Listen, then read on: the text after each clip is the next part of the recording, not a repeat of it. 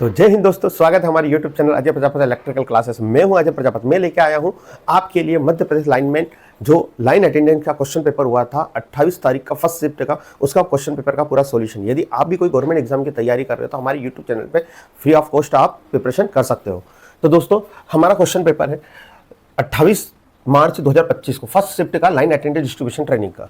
तो इसमें total 100 question थे जिसमें टेक्निकल थे। तो हम टेक्निकल क्वेश्चन में कौन कौन से क्वेश्चन आए थे तो हम देखते हैं। दोस्तों यदि अभी तक आपने हमारे चैनल को सब्सक्राइब नहीं किया है तो सब्सक्राइब कर लीजिए और बेल आइकन को भी प्रेस कर लीजिए, क्योंकि हम आपको सारे जितने भी क्वेश्चन आंसर वाली चीज़ें हैं नई जो टेक्निकल है हम सभी आपको इस चैनल पर पढ़ाते हैं निःशुल्क।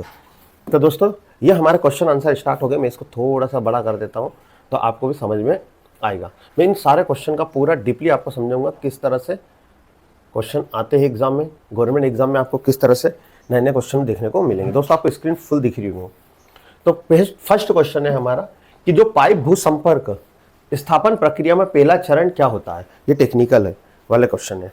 तो पाइप भू संपर्क का मतलब क्या होता है, तो अर्थिंग, इंग्लिश में अर्थिंग लिखा हुआ है, इंग्लिश का नीचे वाला कि ऊपर छूट चुका है, तो इंग्लिश और हिंदी का मैं आपको दोनों को समझा दूंगा। तो पाइप अर्थिंग, तो पाइप अर्थिंग संस्थापन प्रक्रिया में पहला चरण क्या होता है। तो पाइप अर्थिंग करते समय हम सबसे पहले क्या करते हैं, तो हम गड्ढा खोदते हैं। तो क्या करते हैं हम, पाइप के लिए सबसे पहले क्या खोदना पड़ता है, गड्ढा खोदना पड़ता है। और कुछ चीज़ें याद रखें कि जो पाइप अर्थिंग करते हैं तो एक ये पाइप अर्थिंग एक ऐसी अर्थिंग होती है जिसको हर जगह हम यूज़ कर सकते हैं। सबसे ज़्यादा उपयोग होने वाली अर्थिंग का नाम ही क्या है, पाइप अर्थिंग। पाइप अर्थिंग के लिए जो पाइप हम यूज़ करते हैं उस पाइप का आकार कितना होता है, 38 mm। याद रखिएगा एग्जाम में आता है पाइप अर्थिंग करते समय उस पाइप का आकार कितना mm का होता है, 38 mm। इस पाइप का यानी ये मोटाई और ये कितना लंबा होता है, तो 2.5 मीटर लंबा होता है। पाइप कितना मीटर लंबा होता है, 2.5 मीटर लंबा होता है। इतनी बात क्लियर हो गई, इसमें कंफ्यूजन नहीं होना चाहिए। अब गड्ढा कितना खोदते हैं ये भी चीजें मैं आपको बता दूंगा।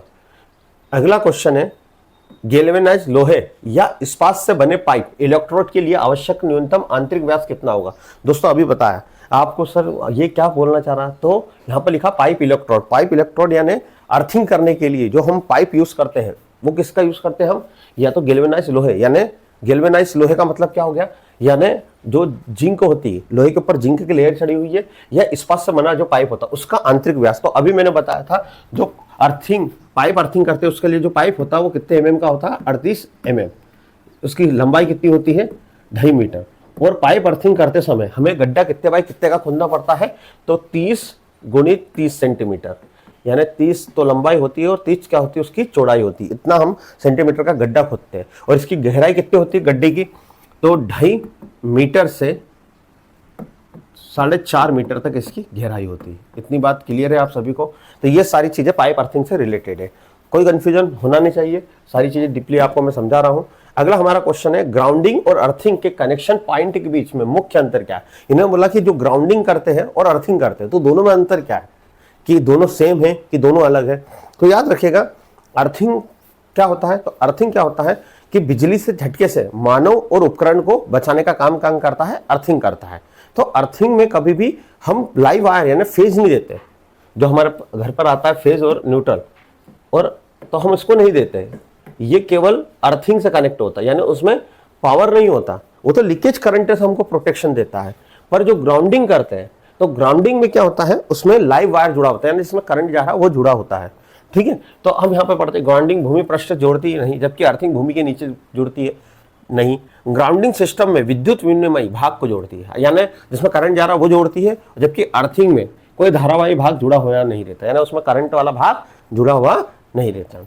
इतनी बात आपको समझ में आई होगी। दोस्तों वीडियो पसंद आ रही तो वीडियो को लाइक कर दीजिए और चैनल को भी सब्सक्राइब कर लीजिए। अर्थ रजिस्टर टेस्टर किस सिद्धांत पर काम करता है, तो अर्थ रजिस्टर जो टेस्टर होता है, अर्थ नाम से समझ में आ रहा है, अर्थ का मतलब होता है जमीन, रेजिस्टेंस से यानी प्रतिरोध, यानी जमीन का प्रतिरोध नापने के लिए जिस टेस्टर का यूज किया जाता है उसको बोलते हैं अर्थ रजिस्टर टेस्टर।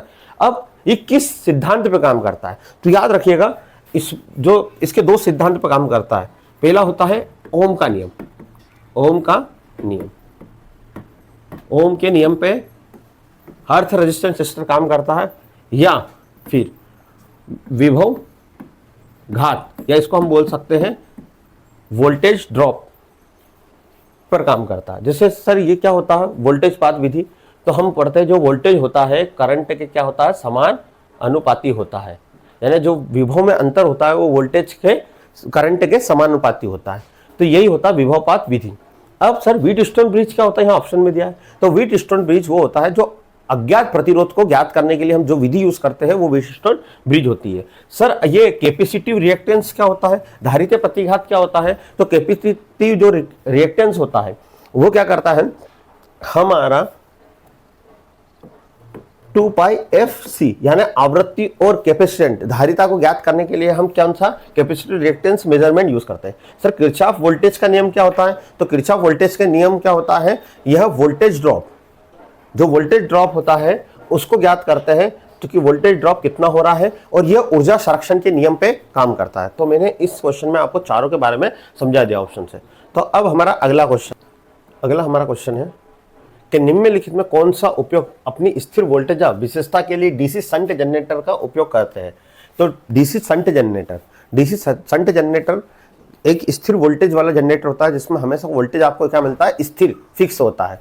तो अब इसका उपयोग कहाँ करते हैं, तो इसका उपयोग लाइटिंग लोड यानी इसका मतलब यहाँ पर यह है, लाइटिंग लोड का मतलब कि जहाँ हल्के लोड होते हैं, जैसे हम बैटरी चार्जिंग के लिए डीसी शंट जनरेटर का यूज करते हैं। हमारा जो अपकेंद्रीय बल होता है, अपकेंद्रीय सेंट्रीफ्यूगल जो फोर्स लगता है, उन मशीनों में हम डीसी शंट जनरेटर का यूज करते हैं। और विद्युत लेपन जो इलेक्ट्रोप्लेटिंग होती है उसमें हम शंट जनरेटर का यूज करते हैं। आर्क वेल्डिंग में कौन से जनरेटर का हम यूज करते हैं, तो आर्क वेल्डिंग में हम सीरीज जनरेटर, जो सीरीज जनरेटर होता है उसका उपयोग हम किसके लिए करते हैं, आर्क वेल्डिंग के लिए। क्लियर है इतना? क्रेन और विद्युत रेल इंजन हम डीसी सीरीज मोटर का उपयोग करते हैं। तो आपको समझ में आ रहा होगा। अगला हमारा क्वेश्चन है, डीसी मशीन में दैनिक अनुसरण के दौरान क्या जांच की जाती है, कि जो डीसी मशीन होती है उसमें हमको रोज डेली क्या चेक करना चाहिए। यदि कहीं हमको फॉल्ट तो कनेक्शन है तो हमको क्या चेक करना चाहिए, तो सभी बोल्ट स्क्रू का निरीक्षण करना और उन्हें कसना, ठीक है। वाइंडिंग के विद्युत रोधी प्रतिरोध का नापना, सैंड पेपर से दिग परिवर्तन को साफ करना, दिग परिवर्तन पे स्पार्किंग की जांच करना, भाई बोल्ट और स्क्रू कसना। तो हम दैनिक अनुसरण के दौरान क्या जांचना चाहिए, तो हमको ये देखना चाहिए बोल्ट स्क्रू ढीले हैं, ठीक है, उससे हमारी मोटर, ऐसा नहीं है कि भाई मोटर हमारी चल नहीं रही है, बोल्ट स्क्रू। अब हमारा मोटर दिग परिवर्तन स्पार्किंग यानी हमारा कम्युनिकेटर यदि खराब हो गया तो मोटर चलेगी क्या, यदि स्पार्किंग है तो वाइंडिंग क्या होने लग जाएगी, जल जाएगी। तो हमारे देश से मान सकते हैं हम कि कार्बन ब्रश भी क्या हो गए, घिसा गए। तो इसमें हमको ज्यादा ध्यान देना चाहिए। अगला हमारा क्वेश्चन है कि हाई स्टार्टिंग टॉर्क, उच्च प्रवर्तन बाल घूर्णन और परिवर्तित चाल नियंत्रण के लिए किस प्रकार की डीसी मोटर का उपयोग करते हैं। तो इसका मतलब यह है कि टॉर्क भी उच्च हो और वेरिएबल स्पीड भी क्या हो, कंट्रोल हो। ऐसी कौन सी मशीन होती है, तो ऐसी मशीन होती है डीसी कंपाउंड मोटर। कुंडलित मोटर को बोलते हैं कंपाउंड मोटर इंग्लिश में। तो ये क्या करती है, जो इसका स्टार्टिंग टॉर्क होता है वो 450% होता है और वोल्टेज यानी स्पीड रेगुलेशन जो होता है वो हमारा 25 से 30% होता है, 25 से 30% होता है। जैसे मैं बोल दूं सर क्या होता है हमारा टॉर्क, तो हम चाहते हैं कोई भी मोटर का टॉर्क क्या हो, हाई हो, हाई टॉर्क होगा। जैसे कोई भी यानी वो हाई टॉर्क होगा, तो जब आपने पंखा भी देखा हो तो झटके से जब घूमता है ना, जितनी ज्यादा तो वो ज्यादा लोड सहन कर पाएगा जितना अच्छा टॉर्क होगा। तो जब हम कंपाउंड मोटर यूज करते हैं तो वो अपना जो लोड है उससे 450 गुना, यानी हम समझ लीजिए एक मशीन है जो 100 ग्राम लोड उठा सकती है, पर हमने उसकी जगह हमने कंपाउंड मोटर लगा दी, तो वो 100 ग्राम की जगह कितना लोड, वही एचपी की कितना 450 ग्राम लोड ले लेगी। और उसकी स्पीड भी क्या 25 से 30% आपको क्या मिलेगी, ज्यादा ही मिलेगी नॉर्मल अपनी स्पीड से। तो क्लियर है? तो हम किसका यूज करते हैं, डीसी कुंडलित मोटर, जिसे कंपाउंड मोटर भी हम कहते हैं। अगला क्वेश्चन है हमारा, कृषि मशीन में 48 आर्मेचर चालक और 24 स्लॉट और 4 पोल है, तो चालक में अंतर पोल कितना होगा।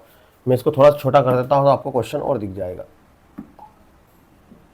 हाँ, अंतर पोल कितने होंगे, तो अंतर पोल, ध्रुव पोल, पिच पोल या पोल पिच, सब नाम से आता। तो पोल पिच क्या होता है, पोल पिच का पी लिख रहा हूं, आर्मेचर चालक की संख्या, आर्मेचर चालक की संख्या बटे पोल, यानी आपके आर्मेचर में कितने कंडक्टर है और अपॉन पोल।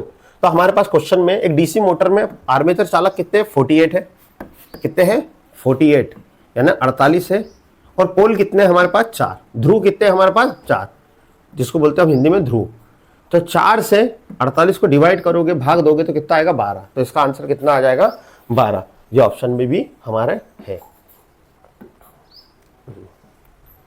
अगला है डीसी जनरेटर किस का जो कार्य होता है वो किस सिद्धांत पर आधारित है। तो डीसी जनरेटर जो होता है वो फेराडे के विद्युत चुंबकीय प्रेरण के नियम पर आधारित होता है। एक ट्रांसफार्मर, जनरेटर, ये दोनों फेराडे के विद्युत चुंबकीय प्रेरण यानी इलेक्ट्रोमैग्नेट इंडक्शन के प्रिंसिपल पे क्या करते हैं, वर्क करते हैं। यानी हम जब किसी कंडक्टर या जब किसी चालक को चुंबकीय क्षेत्र में, मैग्नेटिक फील्ड में रखते हैं तो उसमें क्या होता है, फ्लक्स में परिवर्तन होता है, और फ्लक्स में जो चेंजेस होता है, परिवर्तन होता है, उसी कारण उसमें क्या उत्पन्न हो जाता है, वोल्टेज। तो ट्रांसफार्मर और डीसी जनरेटर किस पे कार्य करते हैं, फेराडे के विद्युत चुंबकीय प्रेरण के नियम पे काम करते हैं। तो ये बात तो आपको क्लियर हो गई होगी। अगला हमारा है शंट फील्ड नियंत्रण विधि में डीसी मोटर की चाल कैसे बदली जाती है। तो डीसी मोटर की स्पीड बदलने का जो हम फार्मूला होता है, तो एन यानी स्पीड होता है वो किसके समानुपाती होती है, बैक ईएमएफ, विद्युत विरोधी विद्युत वाहक बल अपॉन फ्लक्स। यानी हम या तो बैक ईएमएफ को बदले तो हमारी स्पीड बदलेगी, या हम फ्लक्स को बदल दे तो हमारी गति जो है वो बदल जाएगी मोटर की। तो अब कैसे फ्लक्स को बदलेंगे, तो हमारी कौन सी शंट फील्ड है, तो शंट फील्ड, ये हमने शंट फील्ड लगाई, और ये हमारा एक आर्मेचर है डीसी मोटर का, और ये हमारी डीसी मोटर की सप्लाई है, मान लीजिए, या लोड है, लोड ले लेते हैं, लोड, ठीक है। अब इसमें हम क्या लगाएंगे, फील्ड, शंट फील्ड वाइंडिंग में हम वेरिएबल रेजिस्टेंस लगाएंगे, परिवर्तित प्रतिरोध लगाएंगे। क्या लगाएंगे, परिवर्तित प्रतिरोध। परिवर्तित प्रतिरोध यानी एक ऐसा प्रतिरोध लगाएंगे जिसकी मान को हम क्या कर सकते हैं, चेंज कर सकते हैं। तो यहाँ परिवर्तित प्रतिरोध लगाने से यहाँ फ्लक्स में क्या हो जाएगा, परिवर्तन हो जाएगा, जिसके कारण डीसी मोटर की स्पीड क्या हो जाएगी, बदल जाएगी। तो फील्ड फ्लक्स को बदल कर, क्लियर है, इतना समझ में आ रहा होगा। तो अगला क्वेश्चन है हमारा, कम्युनिटी कंपाउंड मोटर का टॉर्क लोड की विशेषता बताइए। विशेषता में विकसित टॉर्क और फुल लोड तक का टॉर्क के भी संबंध बताइए। यानी हमारी एक कम्युनिटी कंपाउंड मोटर है, उसका टॉर्क लोड की विशेषता में विकसित टॉर्क, फुल लोड टॉर्क के भी संबंध बताइए। तो ठीक है, हम बताते हैं क्या होगा। अब इन्होंने कुछ ऑप्शन दिए तो हम पहले इसका डायग्राम बना लेते हैं। पहले डायग्राम बनाने से मैं आपको पहले सबसे पहले में क्वेश्चन समझ में आया कि नहीं, ये भी डिपेंड। अब इसमें जो भी आंसर आपको ये लिखा है कि फुल लोड तक विकसित टॉर्क और शंट मोटर से कम लेकिन श्रेणी मोटर से अधिक होगी। अब ये सर कैसे होगा, तो मैं आपको बताता हूँ। जो टॉर्क है, तो सबसे पहले हम डायग्राम बना लेते हैं। तो ये हमारी मोटर है, compound motor, community compound motor, उसका हम टॉर्क, तो टॉर्क लोड, ये टॉर्क और ये करंट, लोड करंट हमने बनाया। इसकी वैल्यू लोड करंट की हम मान लो 1, 2 और ये 3 है थोड़ी देर के लिए। यहाँ पे मान लीजिए 1, 2, 3, 4 और 5 टॉर्क है, ये मान लीजिए हमने माना। तो हमने ये बना दिया हमारे कम्युनिटी कंपाउंड मोटर का सीधा टॉर्क जा रहा, टॉर्क और लोड सीधा जा रहा। पर जो हमारी डीसी सीरीज मोटर होती है उसका स्टार्टिंग टॉर्क हाई होता है। स्टार्टिंग टॉर्क क्या होता है, हाई होता है। यानी डीसी सीरीज मोटर, जो सीरीज मोटर होती है, डीसी सीरीज मोटर, उसका स्टार्टिंग टॉर्क क्या होता है, हाई होता है। और हमारा जो शंट मोटर होती है उसका लोड करंट क्या होता है, ज़्यादा होता है। तो अब ये शंट मोटर है, ये शंट मोटर। तो आप देखिए, अब इसमें ऑप्शन क्या है, हम ऑप्शन से पढ़ते हैं। फुल लोड पे, तो फुल लोड का है हमारे 3 पर, यानी फुल लोड पर जो टार्क विकसित हो रहा है शंट मोटर से तो कम है। हाँ, शंट मोटर से तो कम है। शंट मोटर का टॉर्क जो होता है फुल लोड पे, सबसे ज्यादा जो टॉर्क होता है वो किसका होता है, शंट मोटर का। शंट मोटर से तो कम है, लेकिन श्रेणी मोटर से क्या है, ज्यादा। श्रेणी मोटर का टॉर्क, करंट लोड कहां पर खत्म हो गया, यहाँ पर 2 पर ही खत्म हो गया, क्लियर है। तो जो कंपाउंड मोटर का जो टॉर्क होता है वो शंट मोटर से तो कम होता है, पर सीरीज मोटर से जो लोड करंट है वो ज्यादा होता है। टॉर्क, लोड करंट क्या होता है, ज्यादा होता है, क्लियर इतनी बात। तो ये क्वेश्चन समझ में आया होगा आपको। अगला हमारा क्वेश्चन है, जो डीसी जनरेटर है उसकी दक्षता फुल लोड और शून्य लोड की तुलना में एक विशिष्ट लोड पर अधिक होती है। यानी एक जनरेटर है, उसकी इफिशियंसी फुल लोड यानी बहुत पूरे लोड पे चल रहा है, वो जितने के लिए बना हो उतने लोड पे वो चल रहा है, या बिना लोड के चल रहा हो, है ना, 0 लोड पे। पर एक विशिष्ट जब लोड देते हैं तो उसमें उसकी इफिशियंसी ज्यादा होती है। ऐसा क्यों, तो आपको यदि आप मोटर जनरेटर आपने पढ़ा हो या ट्रांसफार्मर पढ़ा है तो उसमें 2 प्रकार की हानि होती है। एक कॉपर हानि होती है और एक कोर हानि। यानी कॉपर यानी तांबा हानि होती है, जिसको हिंदी में बोलते हैं ताम्र हानि। कॉपर हानि होती है और दूसरी होती है हमारी लो हानि, जिसको हम क्या बोलते हैं, कोर हानि।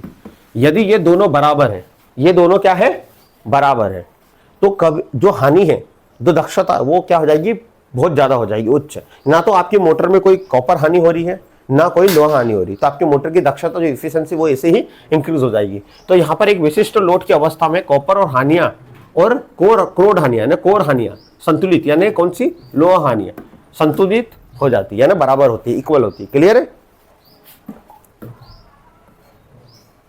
अगला क्वेश्चन है, किसी घटक के सिरों पर वोल्टेज नापते समय मल्टीमीटर की प्रोब किस प्रकार जोड़नी चाहिए। तो हमारा जो मल्टीमीटर होता है उसकी जो प्रोब होती है, हम जब चेक करते हैं मल्टीमीटर से वोल्टेज करंट, तो याद रखिएगा जब भी कोई वोल्टेज नापते समय, तो आपको ये बात क्लियर होना चाहिए कि वोल्टेज नापते समय हम जो घटक होते हैं उसको हम पैरेलल यानी समांतर में जोड़ते हैं। यदि हम करंट नापते हैं तो घटक को काय में जोड़ते हैं, श्रेणी में। क्लियर इतना, क्योंकि समांतर में इसलिए बोलते हैं कि समांतर में वोल्टेज क्या होता है, समान होता है। क्लियर इतनी बात समझ में आया होगा। अगला क्वेश्चन है दोस्तों, which is the purpose of power factor in AC circuit. दोस्तों यदि आप भी कोई technical electrical related government exam की तैयारी कर रहे हो तो हमारे यूट्यूब चैनल पर हम निःशुल्क करा रहे हैं। अभी मध्य प्रदेश की ITI ट्रेनिंग ऑफिसर की वैकेंसी आने वाली है। यदि आप ITI इंजीनियरिंग या डिप्लोमा कर रहे हैं इलेक्ट्रिकल से, तो हमारे चैनल पे निःशुल्क हम ITI ट्रेनिंग का सारा कोर्स हम आपको पढ़ा रहे हैं। तो एसी सर्किट में जो पावर फैक्टर होता है उसका उद्देश्य क्या होता है, तो what is the power factor. पहले तो पावर फैक्टर होता क्या है, तो पावर फैक्टर क्या होता है, वोल्टेज और करंट के बीच, जो वोल्टेज और करंट के बीच जो कोसाइन एंगल होता है, जो कोसाइन एंगल होता है उसी को हम बोलते हैं पावर फैक्टर। क्लियर है। पावर फैक्टर का मान होता है कितना, तो पावर फैक्टर का मान होता है 0 से 1 के बीच, 0 से 1 के बीच। सबसे अच्छा पावर फैक्टर क्या होता है, बहुत बार एग्जाम में पावर फैक्टर का मान कितना होता है, 0 से 1 के बीच। पावर फैक्टर सबसे अच्छा 1 होता है और सबसे खराब क्या होता है, 0। क्लियर है, तो कंफ्यूजन होना नहीं चाहिए हमको, यानी 0 से 1 के बीच होता है। अब पावर फैक्टर से क्या फर्क पड़ता है, तो कोई भी सर्किट पावर फैक्टर ये बताता है कि जो आपने उपयोग की गई पावर या शक्ति या बिजली कितनी आपको प्रभावी ढंग से काम में आई है, ये बताता है। यदि आपका पावर फैक्टर, यदि मान लो कोई बल्ब चल रहा है या कोई मोटर चल रही है, उसका पावर फैक्टर 0 या उससे कम है, तो आपको लगेगा कि ये क्या होगा, पावर फैक्टर तो हमारा 0 से कितने के बीच होता है, 1 से, तो आपका बिजली का बिल क्या आएगा, ज्यादा आएगा।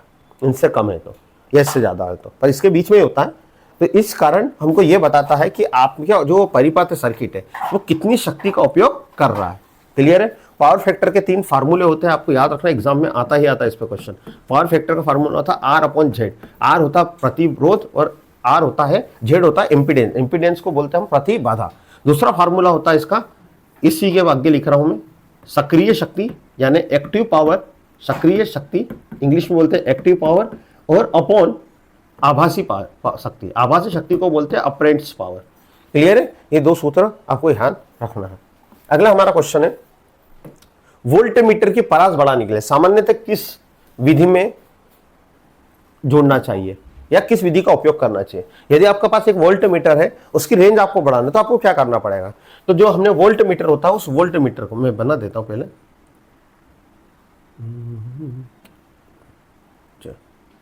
ये हमारा सप्लाई दे रखी है हमने प्लस माइनस, ठीक है, और ये हमारा क्या है, ये वोल्टमीटर है, ये हमारा वोल्टमीटर है, और ये हमारा लोड लगा है, लोड क्या लगा है, लोड, मान लीजिए ये लोड लगा है, तो ये वोल्टमीटर, ये हमारा वोल्ट है, क्योंकि वोल्टमीटर का हम कनेक्शन काय में करते हैं, समांतर में, पैरेलल में करते हैं, तो ये लाइन के काय में है, समांतर में।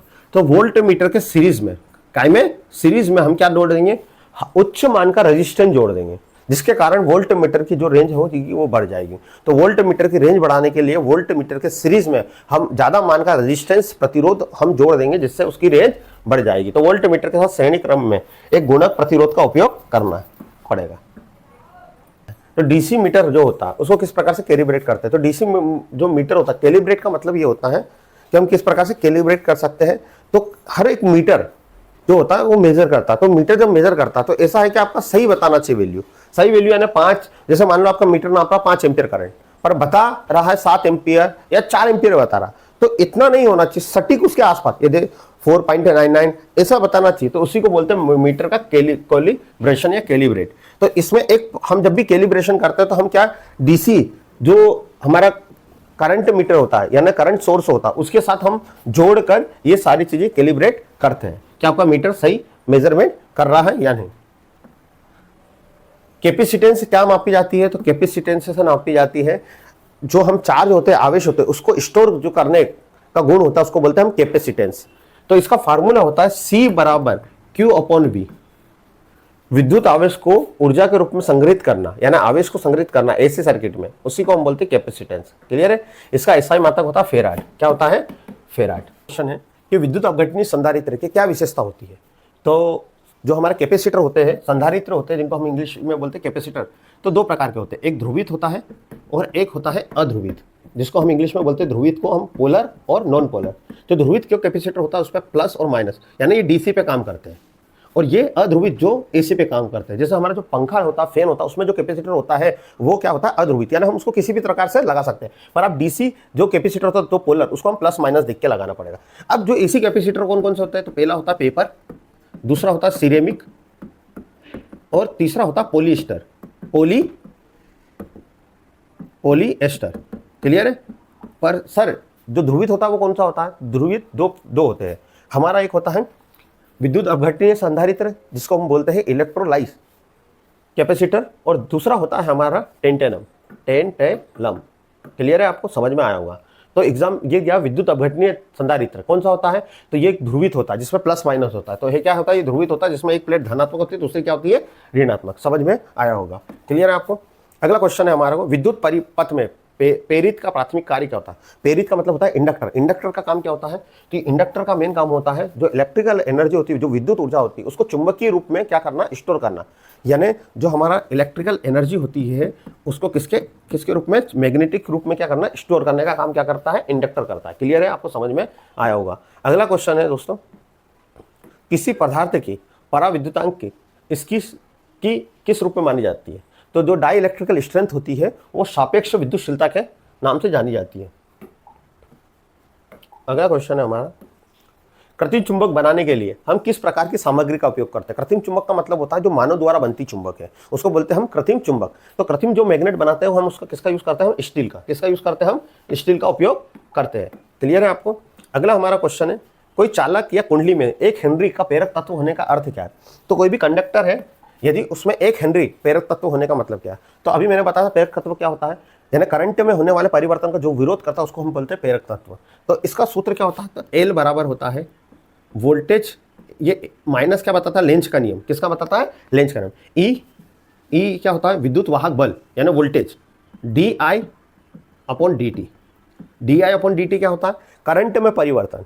यानी आप अब हम ऑप्शन देखते हैं, तो ये क्या लिखा है हमारा? DI/dt 1 एम्पियर प्रति सेकेंड, यानी 1 एम्पियर करंट को हम काय में नापते हैं? एम्पियर प्रति सेकेंड। जो परिवर्तित होने वाली धारा 1 वोल्ट के प्रति वोल्टेज उत्पन्न करे, यानी 1 एम्पियर प्रति सेकेंड जो करंट में परिवर्तित हो रहा है उसमें 1 वोल्टेज उत्पन्न करता है, उसी को हम बोलते हैं हेनरी। तो इसका आंसर क्या आएगा? पहला। अगला क्वेश्चन है कि 2 इंडक्टर है, उनको हम पैरेलल में कनेक्ट करा है, 2 प्रेरित है यानी जिसको हम बोलते हैं प्रेरक तत्व या कुंडली है, उसको हमने समांतर में जोड़ा है, तो कुल प्रेरक तत्व कितना होगा? तो 2 प्रेरक जो कुंडली होती है उनको समांतर, ये कुंडली बना ली है हमने 2। तो आपको इतनी बात समझ में आई, ये L1 है और ये L2।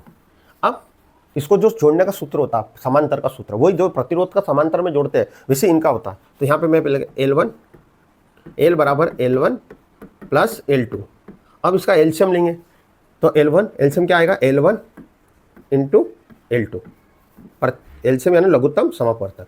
अब ये ऊपर जाएगा, ये नीचे जाएगा, तो L2 प्लस L1, ये तो आ गया 1/L। सर ये तो ऑप्शन में नहीं है की है, यहाँ पर सर गुणा लिखा है, और यहाँ किसकी वैल्यू दी है इन्होंने? L की, और अपने पास क्या है? 1/L। इसको हम उल्टा कर देते हैं तो L ऊपर जाएगा, L ऊपर गया तो ये भी क्या जाएगा? L1 इंटू L2 पर L2 प्लस L1। देखो ये ऑप्शन में क्या है? यही L1 into L2, L1 plus L2, तो ये हमारा आंसर होगा। अगला है, निम्नलिखित में से कौन सा प्रतिरोध 1 वाट से लेकर 100 वाट या उससे अधिक पावर रेटिंग पे उपलब्ध होता है? तो जो हमारा वायर बाउंड प्रतिरोध होता है, वायर बाउंड प्रतिरोध जो होता है इस तरह से होता है, इस तरह से, और यहाँ पे क्लिप लगा रहता है। इस क्लिप की मदद से हम क्या करते हैं? इसका रेजिस्टेंस बढ़ा देते हैं। हाँ, तो इसी का यूज इसको बोलते हैं वायर वाउंड। तो ये 1 वाट से लेके 100 वाट तक होता है। तो दोस्तों ये हमारा 28 तारीख की फर्स्ट शिफ्ट का पेपर था, मध्य प्रदेश लाइनमैन अटेंडेंस की एग्जाम जो हुई थी उसका। तो दोस्तों हम इसके आगे क्वेश्चन दूसरे वीडियो में बताएंगे आपको। जब तक आपको वीडियो पसंद आए तो वीडियो को लाइक करिए और चैनल को भी सब्सक्राइब कर लीजिए।